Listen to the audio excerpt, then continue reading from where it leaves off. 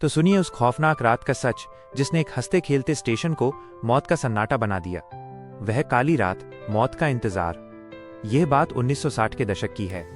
बेगुनकुदार station नया नया बना था। उस वक्त संथाली बेल्ट के इस इलाके में ट्रेन का आना किसी उत्सव जैसा था। कहते हैं एक शाम एक युवती स्टेशन की ओर आ रही थी।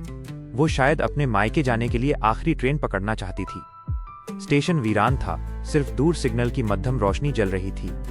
तभी अचानक कुछ रोंगटे खड़े कर देने वाला हुआ। हादसा या साजिश? पटरियों को पार करते समय उसका पैर रेल की पटरियों के बीच बने पॉइंट में फंस गया।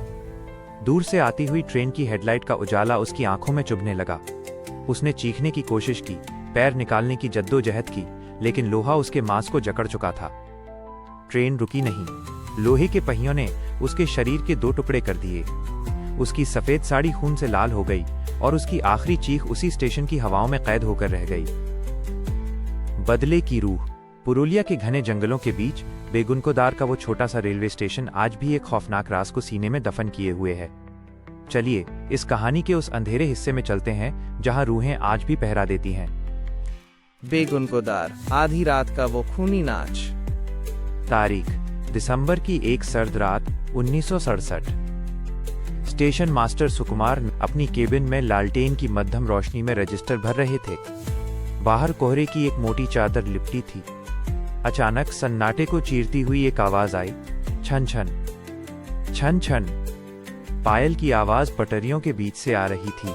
सुकुमार ने खिड़की से बाहर झांका।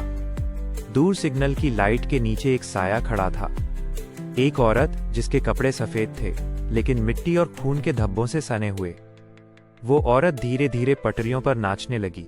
उसके पैर जमीन को नहीं छू रहे थे बल्कि वो हवा में झूल रही थी। वो खौफनाक मंजर, सुकुमार का गला सूख गया।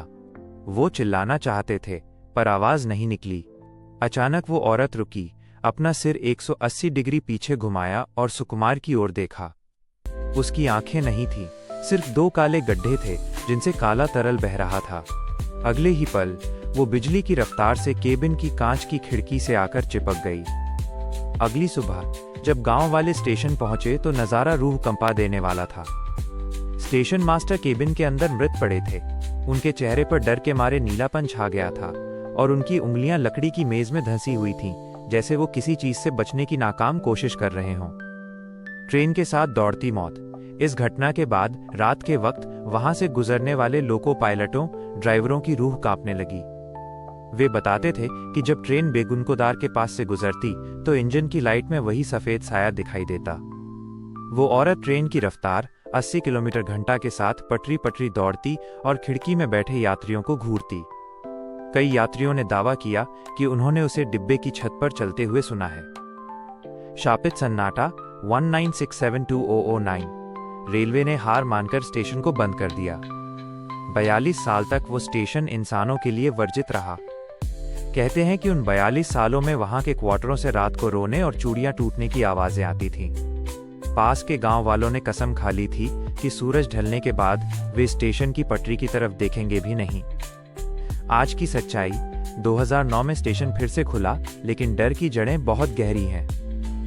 आज भी शाम के 5:30 बजते ही स्टेशन का सिग्नल मैन अपनी चाबियां उठाकर भागने की जल्दी में होता है। शाम की आखिरी ट्रेन के जाने के बाद वहां की लाइटें बंद कर दी जाती हैं। कहा जाता है कि अगर आज भी कोई गलती से रात को वहां अकेला रह जाए तो उसे ऐसा महसूस होता है जैसे कोई पीछे खड़ा होकर उसके गले पर ठंडी सांसें छोड़ रहा है और दूर अंधेरे से वही आवाज आती है, छन छन छन छन। आज वहां ट्रेनें चलती हैं जो ये सिखाती हैं कि जिंदगी कभी रुकनी नहीं चाहिए।